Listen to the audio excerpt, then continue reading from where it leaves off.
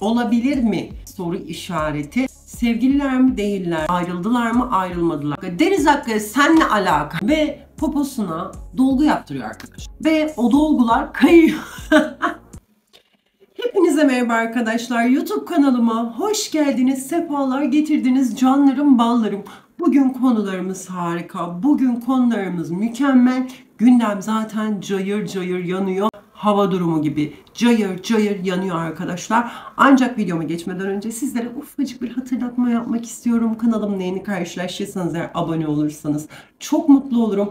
Abone ol kısmının yanındaki zil işaretine tıklarsanız da videolarımdan ilk siz haberdar olabilirsiniz ballarım. Instagram hesabımda şöyle alta, şöyle sol alt köşe, evet sizin solunuz oluyor. Sol alt köşe bırakıyorum. Oradan da beni takip etmeyi unutmayın diyorum canlarım. Girişi daha fazla uzatmak istemiyorum. Konularımız yoğun, gündemimiz yoğun çünkü. Başlasın videomuz. Şimdi canlarım bağlarım. Bugünkü konularımız neler? Hadise Kerem Bürsin ilişkisi üzerine. Allah mı söyletti? Öyle bir ilişki olduğunu dair bir duyumu, bir iddiam yok arkadaşlar. Hiçbir yerde okumadım. Olabilir mi diye bir soru işareti gündeme bomba gibi düştü. Onunla ilgili düşüncelerimi söyleyeceğim. Yağmur Çevik ve Söylemezsem Olmaz masasıyla ilgili olaylar cayır cayır. Yağmur Çevik bir video yayınladı zaten biliyorsunuz ki. Onun üzerine ufacık konuşacağız. Afra Saraçoğlu ve Mert Ramazan Demir'in Yalı Çapkını'nın sezon finali partisi yaptılar biliyorsunuz ki. Orada yakın görüntüleri gündeme düştü. Onu konuşacağız ve diziyi konuşacağız kısacık. İrem Derici çocuk istemiyorum, ağlayan bir şeye tahammülüm yok dedi. Onu konuşacağız. Ve de arkadaşlar Danla Bilic biliyorsunuz ki bir babasının konu yaptırmıştı yıllar önce, Göğüs de aynı şekilde. Onunla ilgili bir açıklama yaptı. Ufacık onun üzerinden konuşacağız ve genç kızların estetik merakı üzerine konuşacağız. Benim de estetiğim var. Buradan da açıklamış olayım. Bunu da masaya yatıracağım arkadaşlar. Ve ilk olarak hangi konuyla başlasam diyorum ve Hadise Kerem Bürsin konusuyla başlamak istiyorum. Şimdi arkadaşlar ben yıllar öncesinde hala çok beğeniyorum Hadise'yi. Ben Hadise'ye bayılırdım. Bakın ben Hadise'yi çok severdim. Çok dişi buluyorum. Çok kadınsı buluyorum. Bayılıyorum. Gerçekten bayılıyorum. Çok güzel bir kadın. Ülkemizde Eurovision'da temsil etti. Zaten onun hemen kısa süre öncesinde ünlü olmuştu. Eurovision'la birlikte patladı gitti. Öyle söyleyeyim size. Sesini de çok beğeniyorum. Şarkıları da harika ama nasıl söyleyeyim size? Şimdi öyle bir şey vardır ki bazı insanlarda bazı şeylere dur diyemezler ve çok büyük hatalar yaparlar kendi hayatlarında. Ve Hadise Türkiye'nin hatta dünyada bile belli yerlere kadar ismini yaymış bir şarkıcı. Ve yani canım dediği, arkadaşım dediği, dostum dediği, aynı işte birlikte projede çalıştığı arkadaşı Ebru Gündeş'in biliyorsunuz ki eşiyle ilgili bir muhabbetler oldu. Gündeme düştü vesaire vesaire. Sonrasında zaten Ebru Gündeş geldi. Hadise gitti. İşte Ebru gitti, Hadise oradaydı falan filan. O Ses Türkiye'de biliyorsunuz. Ben Hadise'yi çok severdim bakın bu olaya kadar. Öyle etkili, öyle etkili. Ee, Yani şu an nasıl söyleyeyim nötrüm. Çok seviyorum. Çok kadınsı, çok dişi. Her zaman kadınların yanında oluyor ama en büyük kadına şiddeti kendi yapıyor. Yani yine günün sonunda kadının en büyük düşmanı kadın derler ya. Kadına şiddeti en çok yani erkekler kadar kadınlar da yapıyor. En azından öyle söyleyeyim sizlere. Yani bu çok yanlış. Bunu en çok bir kadının bir kadına yapmaması gerekiyor. Sen koskoca Hadisesin. Adam mı kalmadı? Yani hani öyle söyleyeyim size. Hani buradan fazla biliyorsunuz şey yapamıyoruz ama çok yanlış buldum. Ve Kerem Bürsin'e gelmek istiyorum. Kerem Hadise aşmış. Ben kesinlikle Kerem'i, Hadise'yi insan olarak çok sevebilir. İyi bir dostu olabilir, iyi bir arkadaşı olabilir. Ama ben Kerem'in Hadise'yle aşk yaşayacağını asla düşünmüyorum. Kerem'in geçmişteki ilişkilerine baz alarak da değil. Yani ki geçmişte Hande Erçel bence çok güzel bir kadın. Serenay Sarıkaya çok güzel, çok aklı başında bir kadın. Yani gayet güzel ilişkileri oldu yani. Ben genel olarak Kerem Bürsin'i ben çok iyi bir insan olarak görüyorum ve gerçekten bazı insanların yüzüne yansır ya. Ben Kerem'in Hadise'yle aşk yaşayacağını arkadaşlar düşünmüyorum. Bu benim tamamen şahsi fikrimdir. Çok iyi arkadaş olabilirler, çok iyi dost olabilirler, çok iyi diyalogları olabilir ama tamamen dostluktan ibaret olduğunu düşünüyorum aralarındaki iletişimin ki Kerem'in doğum günü partisi birçok arkadaşını davet etmiş. Hadise de bunlardan biri. olarak görüyorum sadece ve sadece. O sebepten dolayı istediği kadar şey olsun, Kerem Hadise'ye bakmaz istiyorum. Yani öyle söyleyeyim, benim net olarak şahsi düşüncem bu. Bu arada birçok açıdan ya, yani öyle söyleyeyim. Hani şimdi Kerem, gerçi aşk öyle bir şey değil hani, ama birçok açıdan ben Kerem'in hani bir şey hissedebileceği biri olarak görmüyorum Hadise'yi. Öyle söyleyeyim size. O sebepten dolayı aralarındaki iletişimin tamamen dostluktan ibaret olduğunu düşünüyorum. Ve hop arkadaşlar, buradan Afra ve Mert ilişkisine gelmek istiyorum. Bakın, 2 senedir konuşuyoruz burada Yalı Çapkını'nı. Bakın, 2 senedir konuşuyoruz. Sevgililer mi değiller mi? Hah, gördük sevgililer. Ondan sonra ayrıldılar mı, ayrılmadılar mı? Araları niye öyle? Araları niye böyle? Hiçbir yerde bir soruya cevap vermiyorlar. Bakın arkadaşlar, yapım tarafından iddialara göre, tamamen iddialara göre, yapım tarafından ilişkilerini sosyal medyada ve dışarıya karşı yansıtmamaları açısından bir sınır çizildiğini duydum. Bakın, duydum dediğim hani internet ve magazin platformlarında. Ve de bunun sonrasında, bunlar sadece bir iddia, hiçbir kanıt vesaire bir şey yok arkadaşlar. Sonrasında bakın, ne zaman Afra'yı görse bir magazinci, işte bir muhabir, ne zaman Mert'i görse iki cümle lafı ağızlarından zor alıyorlar. İlişkilere dahil hiçbir şey zaten hiçbir şekilde konuşulmuyor. Zaten biliyorsunuz bir ilişkileri vardı. Geçen yaz Deniz'de vesaire çıktı. Sonrasında bir ayrılık olayı, bir böyle bir aralarında çatırdamalar oldu. Bence Afra daha yüksek Mert'ten ziyade. Bak, öyle bir şey de hissediyorum yani. Afra biraz da o ilişkilerini uzun süreli yaşayan biri, ama Mert gördüğüm kadarıyla biraz daha öyle bir şey değil. Buna adapte olmakta zorluk çekebilir. Hani bu zaten zaten biz kadınların en büyük derdi bu. Ama bunu gayet anlayışla karşılıyorum. Aralarında bir buzlar böyle bir oluştu falan. Sonrasında buzları erittiler. Tekrardan bir ilişkiye başladılar vesaire. Ama benim buradaki düşüncem şu arkadaşlar. Afra ve Mert'in ilişkilerini magazinde bu şekilde kısıtlaması yapımın bence diziye zarar veren bir şey. Yani dizinin zaten çok ciddi bir fan kitlesi var ve deli gibi görmek istiyor Afra ile Mert'i yan yana. Yani bu dizinin PR açısından bence çok ama çok önemli bir şey. Yani sen bunu niye kısıtlıyorsun böyle bir şey varsa? Tamam, zorla ilişki yaşat demiyoruz. PR ilişkileri buralarda dönüyor biliyorsunuz ki. Hani PR ilişkileri de böyle dönüyor. Ama ve lakin, yani hani madem Afra ile Mert'in bir ilişkisi var, siz niye şöyle bir çıkartın, bir fan kitlesi bir coşsun, bir gürlesin, bir yükselsin. Hem diziye çok sinirliler ki ben de bir izleyici olarak, bir birey olarak sinirliyim. Hem de kitleyi hani mutlu edecek bütün şeyleri, kapıları kapatıyor. Bence PR açısından yani çok yanlış ilerliyor. Ben o dizinin, tamam Pelin'dir odur budur çok konuştuk. Ama dizinin PR'ında çok ciddi hataları olduğunu düşünüyorum ve reytinglerin düşüşünde bunun da etken olduğunu düşünüyorum. Afra ile Mert şöyle bir el ele pozlar verse, çıksa, görüntüler verse, bakın reytingleri artmazsa dizinin benim adım Ecem değil. O kadar diyorum arkadaşlar. İnşallah geçen yaz olduğu gibi bu yazda magazine bazı şeyler servis ederler, çıkmasalar bile ortaya. Bir izleyici kitlesi şöyle bir coşar diyorum. Afra ile Mert'ten Hande ile Hakan'a gelmek istiyorum arkadaşlar. Biliyorsun ki Hande Erçel bir davete katıldım. Davette şöyle transparan çok güzel bir elbise giydi. Bayılıyorum Hande Erçel'e, çok iyi biliyorsunuz. Çok üzerine gidildiğini düşünüyorum. Kendini o kadar güzel geliştiren bir kız ki. Bir tane influencer, YouTuber, bir fenomen çıktı, dedi ki buna bazlama yanak dedi, bakın. Ne kadar terbiyesizce bir cümle. Sonrasında Hande gitti, tabii ki ona dava açtı haklı olarak. Çok da güzel yaptım. Ama sonrasında gitti bir şektomi yaptırdı. Bunu demek ki kafaya takmış. Takabilir, kadınız. Görslerimize, dış görünüşümüze özen veriyoruz. Takabilir. Takmaması gerekiyor aslında. Şöyle bir densizin, yani densiz konuşmaları, en azından öyle söyleyeyim.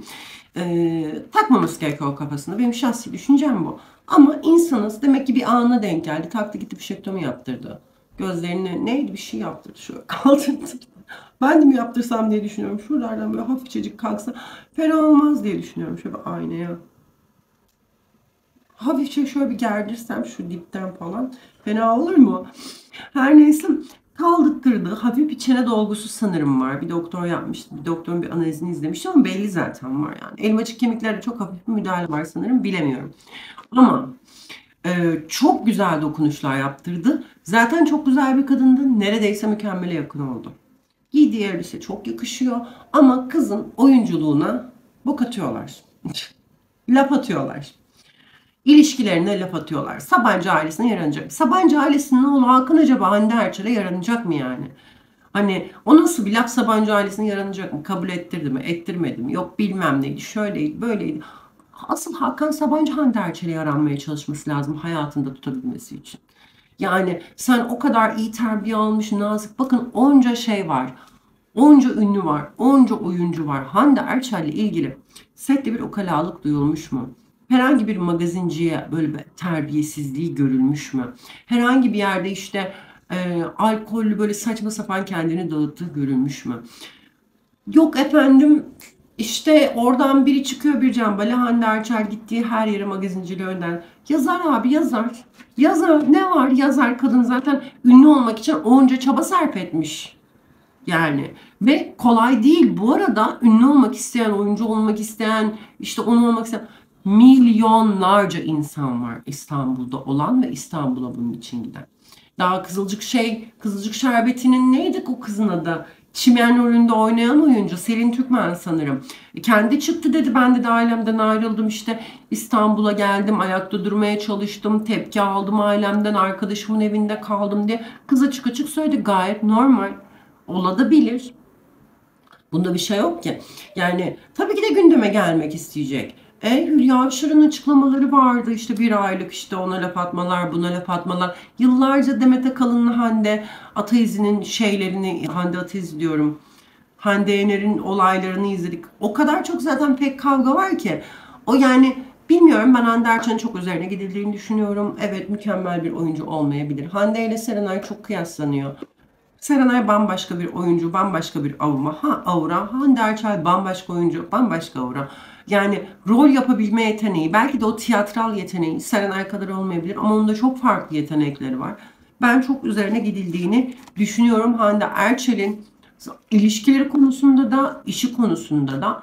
Bir yerde belki de onu daha da yükselmesine, daha da konuşulmasına. Bakın bugün burada bu kadar zaman ben konuştuysam bu kadar çok üzerine gidildiği içindir. Her şerde vardır bir hayır diye de boşuna dememişler ve Yağmur Çevik ve söylemezsem olmaz masasının olaylı böyle cayır cayır storyler atılıyor, laflar atılıyor.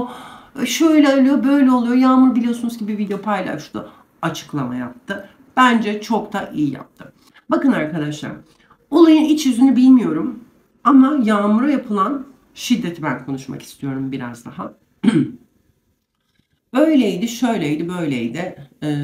Hande ile yayında bir kavga ettiler.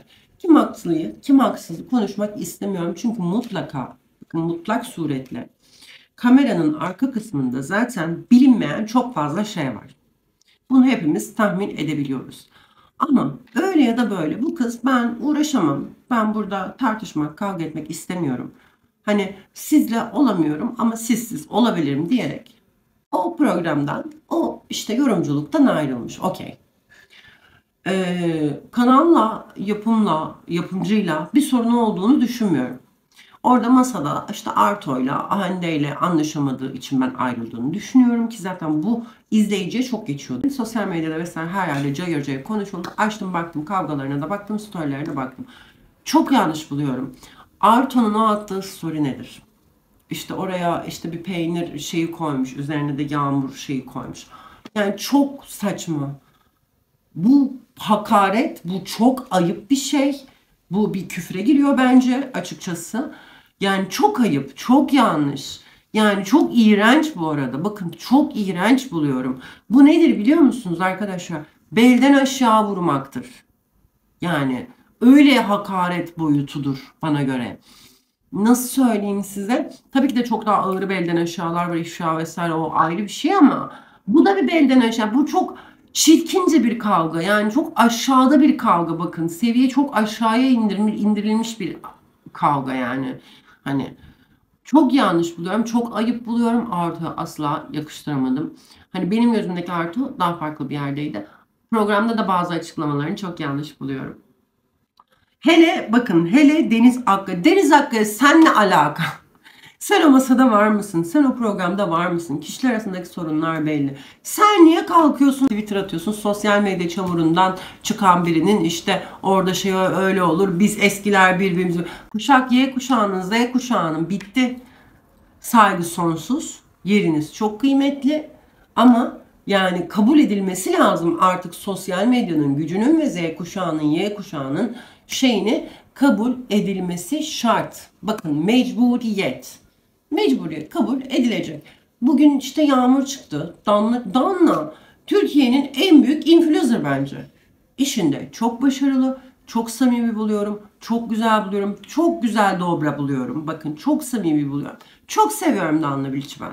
Çok iyi yani, çok aşırı. Ve Danla Biliç'in gücü şu anda, bakın şu anda satış gücü, reklam gücü hiçbir, bakın Deniz Akkaya'da var mıdır? Tabii ki yok. Tabii ki yok. Yok yani. Hiç zannetmiyorum. Bu benim şahsi düşüncem. Yani Deniz Akkaya'nın başarısı, en büyük başarısı podyumdadır. Podyumdaki gücü Deniz Akkaya'nın da Danla'da yoktur.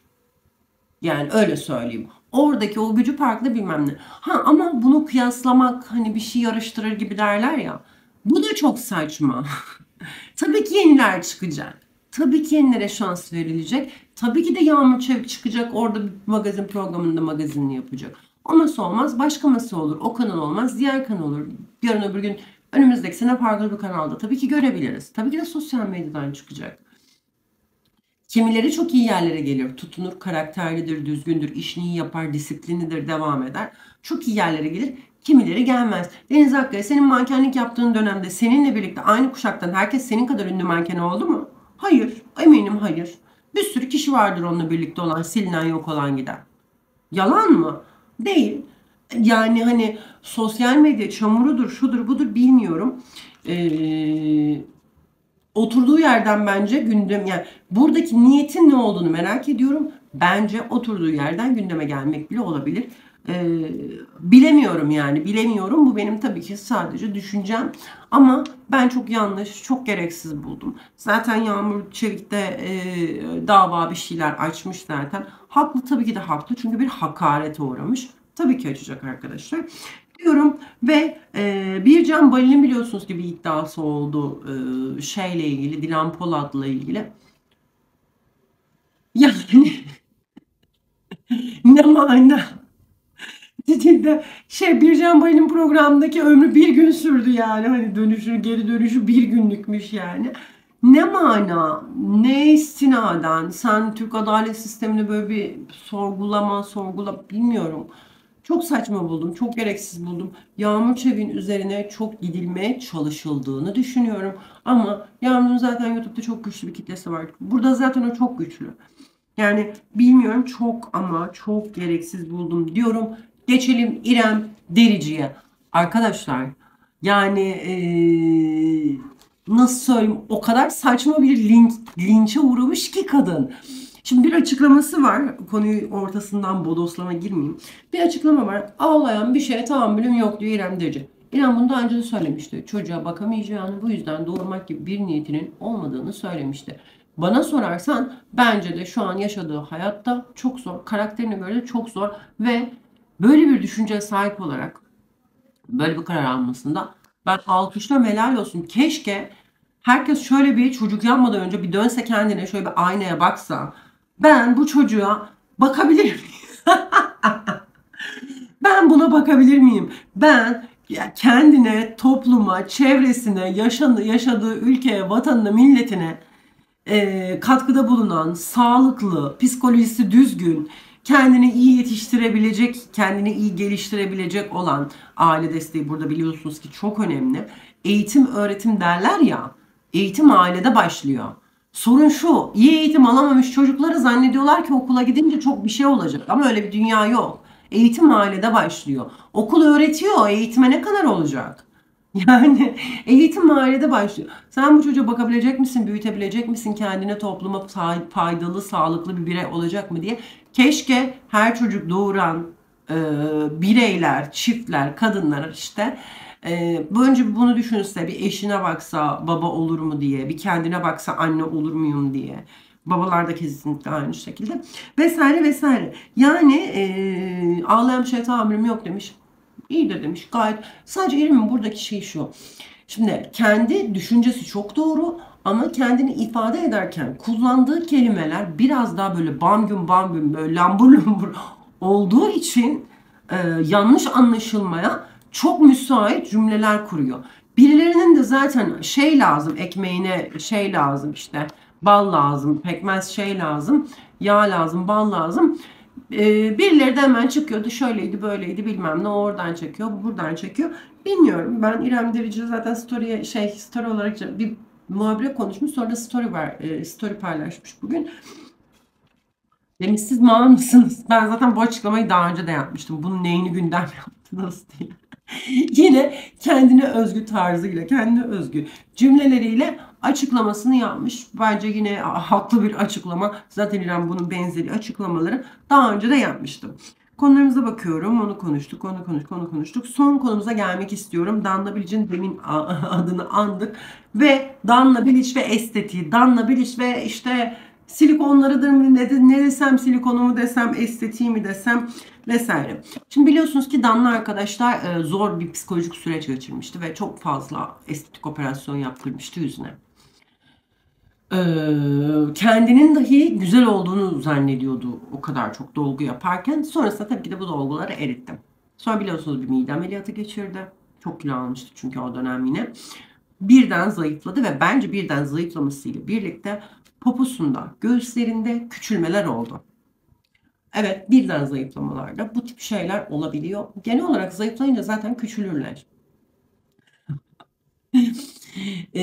Ve poposuna ve sanırım göğüslerine de dolgu yaptırıyor arkadaşlar. Ve o dolgular kayıyor. Ya bakın böyle gülüyorum da kulağa komik geliyor ama Rabbim kimseye yaşatmasın. Danla Bilic'e ben buradan teşekkür ediyorum böyle samimi bir şekilde bir açıklama yaptığı için. Çünkü gerçekten o dolgular, bakın Danla'nın ben bu ara bu olayı bilmiyordum. Yani o dolgunun hani o kadar çok kaydığını bilmiyordum. Daha önce çene dolgusunda kaymalar falan duymuştum. O yüzden hatta çene dolgusu yaptırıldığı zaman kaymasın diye bakın ufacık bir üzerine botoks işlemi yapıldığını biliyordum. Şöyle defterimin notlarımı kenara almışım. Ufacık şu bölgeye böyle çene dolgusunda üzerine dolgu kaymasın diye bir botoks işlemi yapıldığını biliyordum ama popoya yapılan yani popo yani üzerine oturuyorsa anlatabiliyor muyum? Yani popoya yapılan dolgunun o şekilde ve Danla açıklamasında diyor ki dizime kadar kaydı. Yani ben şok oldum böyle bir şey duyduğuma. Buradan ben de bu konuya hani biraz daha hani bunu yaymak için de bir yerde bu konuya da değinmek istedim. Hani ayrıyeten Danla'ya gerçekten hepimizin teşekkür etmesi gerekiyor. Bu konu bu kadar ciddiyse yaptırmayın yani. Bir de şey varmış, popo implantı varmış sanırım, o kaymıyormuş. Bu işte Kardashianlar mı? Yani birileri falan böyle popo operasyonu yaptığında hani popo implantı kaymıyormuş ama popo dolgusu kayıyormuş yani. Bu konuya biraz da dediğim gibi değinmemin sebebi arkadaşlar hani yaptırmak isteyen varsa bu açıklamayı Danla'nın direkt açıklamasını bulsun, izlesin. Hani yaptırmayın yani öyle bir ihtimal varsa ve bunun enfekte olma durumu varmış. Danla aynı zamanda enfekte olmuş. Yani bir enfeksiyon kalkmış ve bunun da bir mücadelesini vermiş ve kız kaç yıldır, bir yıldır mı, 2 yıldır mı o dolguları eritmeye çalışıyormuş.